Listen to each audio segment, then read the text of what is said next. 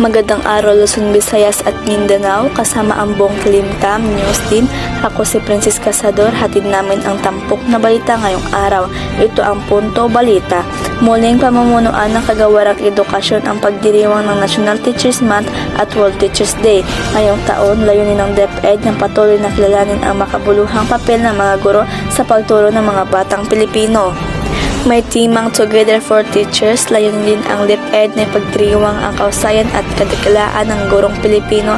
Nakatuwaan nito ang pagbuo ng isang makabayan at child-friendly ng bansa.